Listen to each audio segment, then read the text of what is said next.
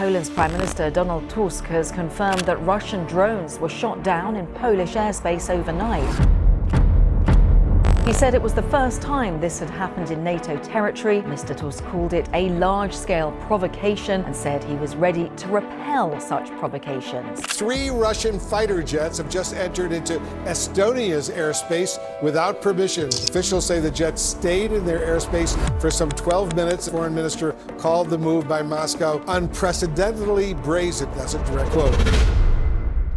Over the last 2 weeks, Northern Europe in particular has seen a rush of drone sightings and airspace alarms that pushed major airports to halt traffic and forced governments to speak openly about hybrid warfare. Denmark, a country not known for alarmist rhetoric, has found itself at the center of this story. On the evening of September 22nd, police reported 2 to 4 large drones flying near Copenhagen Airport, one of the busiest hubs in the region. Departures and arrivals were suspended for nearly 4 hours as aircraft diverted and thousands of passengers were stranded. The next morning, flights crept back to normal, but the fallout lingered: diversions, cancellations, and a national debate about who was behind the operation. Prime Minister Mette Frederiksen called it the most serious attack on Danish critical infrastructure to date, and officials openly said they could not rule out a hostile state actor. Police and local media logged reports near Esbjerg, Sønderborg, and Skrydstrup Air Base, home to Denmark's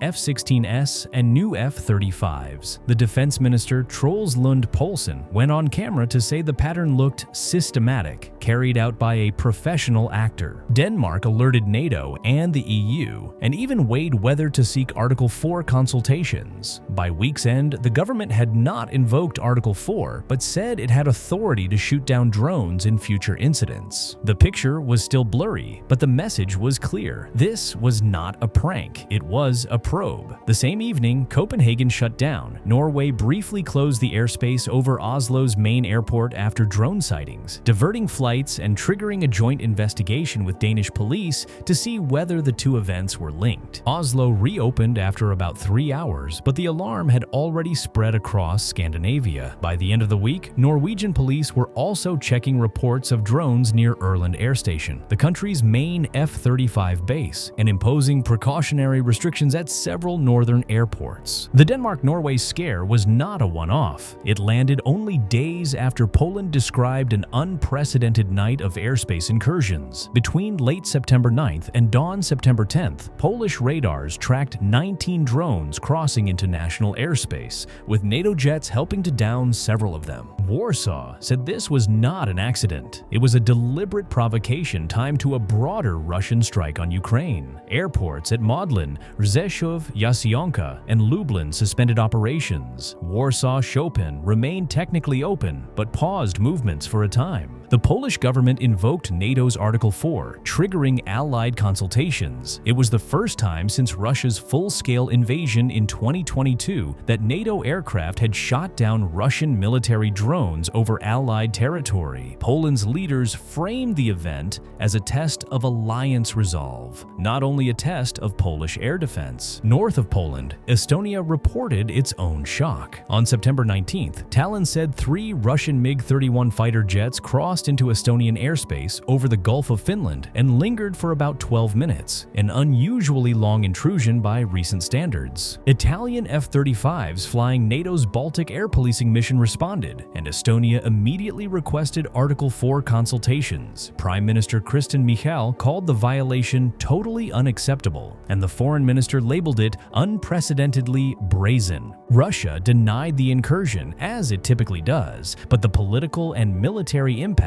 was already set. Another NATO frontline state was pushing the alliance to treat these incidents not as isolated one-offs, but as a pattern requiring a collective response. To the south, Romania has dealt with low-flying drones tied to strikes on Ukraine's Danube ports. On September 13th, the Romanian Defense Ministry scrambled 2 F-16 and later 2 Eurofighters under a German policing mission after a drone crossed into Romanian airspace. Pilots tracked it until until it disappeared from radar roughly 20 kilometers southwest of the village of Chiliavec. Romania warned residents, then said the drone appeared to have turned back toward Ukraine before leaving Romanian airspace, an infraction that still underscored the risk to NATO territory around the Black Sea. Romania has since acknowledged more than 20 drone incidents since the war began and is hunting for affordable ways to cover a 650-kilometer border with systems that aren't cost-prohibitive to operate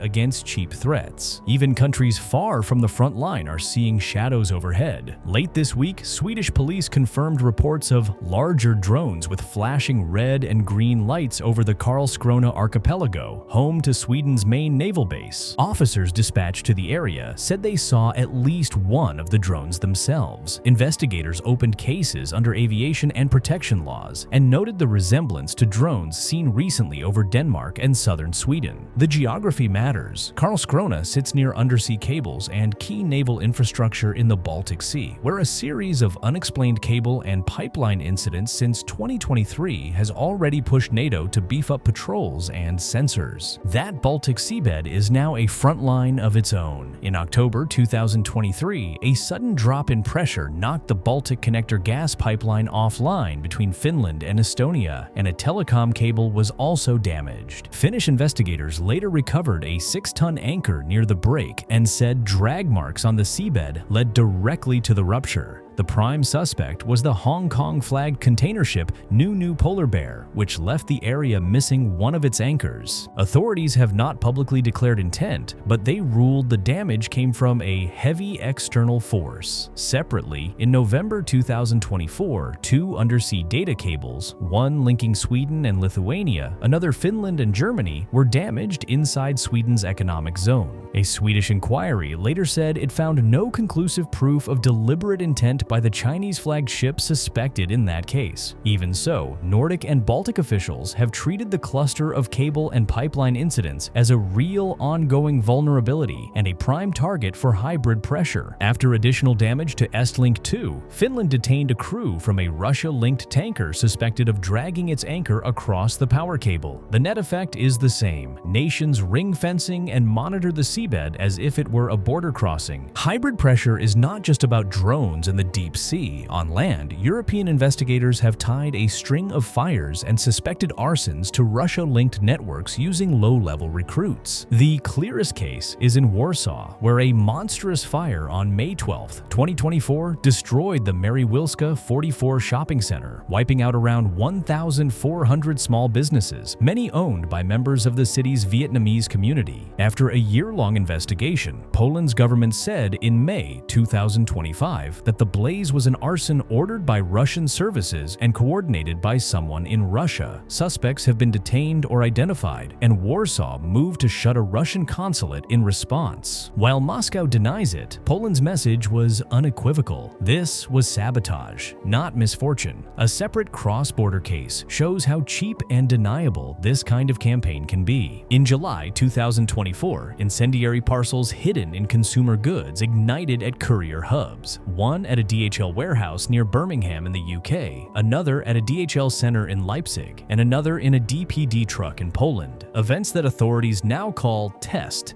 runs for a plot to put devices onto cargo flights bound for the US. In September 2025, Lithuanian prosecutors said they had charged 15 suspects in a Russia-linked network that used thermite-based incendiaries concealed in massage pillows and cosmetics, with packages routed via DHL and DPD. European prosecutors and intelligence officials say this is the shape of Russia's sabotage today. Small sums paid to disposable intermediaries, courier routes exploited for maximum disruption, and just enough deniability to make formal attribution slow and painful. German intelligence has been warning about this shift. In public testimony, Domestic Security Chief Thomas Haldenwang said Russian espionage and sabotage in Germany had increased both qualitatively and quantitatively. He cited the July 2024 Leipzig warehouse incident as an example of an incendiary parcel that could have caused a crash had it ignited in mid-air. The UK's MI6 chief, Richard Moore, used even sharper words in a Paris speech, calling Russia's European sabotage campaign staggeringly reckless. Western officials point to a broad toolkit: arson, parcel bombs, reconnaissance drones over infrastructure, hacks and phishing against utilities, and disinformation. The common goal, they say, is to shake confidence and consume resources without tripping the legal wires that would trigger a direct kinetic response. How does Moscow do this with so little visible footprint? European police and prosecutors describe a recruiting model that pushes risk downward. Since mass expulsions of undeclared Russian operatives from Europe in 2022 to 2023, Russian intelligence has relied more on disposable agents, people recruited online, often over Telegram, who are paid modest sums, sometimes in cryptocurrency, to stage a fire, place a tracker, or take video of a base. Many are migrants, petty criminals, or people in debt who never meet a handler in person. Germany recently launched a public-facing campaign, "Don't Become a Disposable Agent," to warn the public about what this looks like and what the legal penalties are. Polish courts have already sentenced would-be saboteurs who admitted they took money online to commit arson. The point isn't that one fire changes a war, it's that 20 little fires, timed and placed to spook a city or clog a supply route, can feel like a sudden turn in the weather. The aerial toolkit is evolving too. Analysts and open-source researchers reported that some drones used in recent operations carried 4G modems with Polish or Lithuanian SIM cards, allowing them to blend into civilian networks, stream video, and adjust routes in real time. The economics of drone warfare also favor the attacker. A Shahed-type strike drone, mass-produced in Russia as the Geran 2 and used heavily in Ukraine, can cost from tens of thousands of dollars to around the low six figures, depending on parts and build quality. The interceptors often used to stop them, like the Patriot PAC-3 MSE, cost on the order of $4 million apiece. No commander wants to spend $1 million shot on a $1,000 target. Yet over cities, airports, or nuclear plants, leaders will pay for certainty. Europe is racing to field more cost-effective layers, guns, jammers, cheap interceptors, so it doesn't burn through high-end missiles on low-end threats. Electronic warfare raises the stakes further. Baltic and Nordic authorities report a surge in GPS, jamming, and spoofing attributed to sites in Russia's Kaliningrad enclave and elsewhere. A joint filing to the UN's aviation agency showed that nearly 123,000 flights over the Baltic region experienced satellite navigation interference between January and April of this year, with more than a quarter of flights affected in April alone. Airlines and air traffic control can manage these events, but persistent interference stresses crews and systems and at times disrupts civil aviation procedures across a wide area. Western officials say this campaign serves 4 overlapping goals. First, it's designed to frighten the public, cancel flights, close terminals, and remind voters that supporting Ukraine has a price. Second, it pushes governments to hoard scarce air defenses at home. When drones are circling local airports, it's politically harder to send Patriot or Iris-T batteries to Kyiv. Third, it sows doubt about mainstream leaders' competence, creating an opening for extremist parties on the far right and far left that often echo Kremlin narratives about NATO provocations or a need for peace at any cost. And fourth, it tests NATO unity. The alliance runs on consensus among 32 members. Gray zone pressure can split opinion on risk and response, weakening the speed and clarity of any joint action. Europe is not standing still. NATO has stood up new structures and missions to protect the arteries under the waves. A critical undersea infrastructure coordination cell at NATO headquarters in Brussels improves information sharing with industry. A dedicated maritime center for security of critical undersea infrastructure at NATO's Maritime Command in Northwood, UK, reached initial operating capability in 2024 to coordinate Allied surveillance and response. And in January, the alliance launched Baltic Sentry, an enduring activity that steps up patrols and multi-domain monitoring across the Baltic Sea to deter and detect threats to cables and pipelines. At the EU level, defense planning has shifted decisively from talk to procurement. The European Defense Industry Program, EDIP, is moving through the legislative process with a €1.5 billion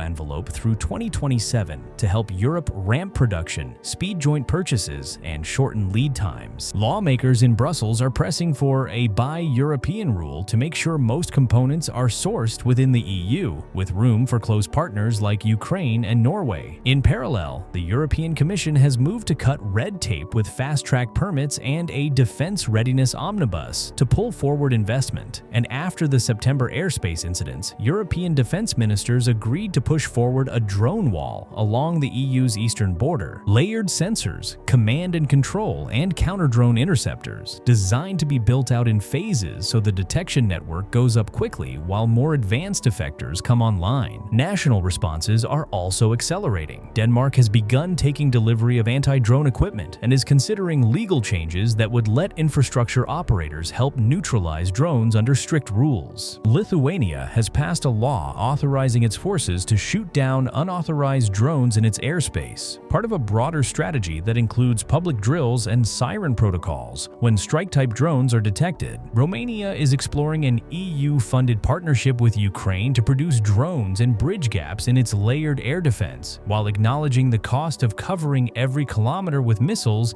is unsustainable, driving interest in cheaper guns, jammers, and point defenses. Poland, for its part, has taken the lead in formal diplomatic steps, invoking Article 4 over the September 9th to 10th drone incursions, while warning publicly that Russia's aerial probes are meant to intimidate the entire alliance, not just Warsaw. None of this is happening in a vacuum. These incursions are timed to larger moments: a fresh Russian air campaign against Ukraine, the Zapad 2025 drills across Belarus and Western Russia, and a season of European debates about defense budgets and industrial capacity. Ukrainian and Baltic officials argue that drones skimming NATO borders are a strategic message. Moscow is testing rules, probing cohesion, and trying to raise the political cost of helping Kiev. The response: more sensors, faster reporting, and a common playbook for neutralizing drones without risking air disasters will determine whether Europe can blunt a low-cost strategy built on ambiguity and attrition. It is tempting to call all of this war by other means, but that implies a neat boundary line that no longer exists. What Europe faces is a rolling multi-front campaign that lives in the gray, persistent enough to do damage and spread fear, careful enough to stay a notch below the threshold that would trigger an immediate military reply. Every drone over a runway, every parcel explosion in a warehouse, every severed cable far below the waves forces a choice: ignore it and risk normalizing danger, or respond in ways that are strong enough to deter but measured enough to avoid uncontrolled escalation. That is exactly the dilemma this strategy is designed to create. The good news is that clarity is growing. The incidents over Poland and Estonia broke a taboo. NATO aircraft engaged and downed Russian drones inside Allied airspace, and the alliance said plainly it would use all necessary tools to defend its skies. Denmark's leaders spoke with unusual bluntness about hybrid attacks on their infrastructure. Swedish, Finnish, and Baltic officials documented GPS interference affecting thousands of flights and tied it to multiple sites in Russia. German and British spy chiefs went public about arson plots and incendiary parcel tests. The EU is channeling money, rules, and political focus into production and rapid procurement. Each of these things is a stitch. Together, they start to look like a seam,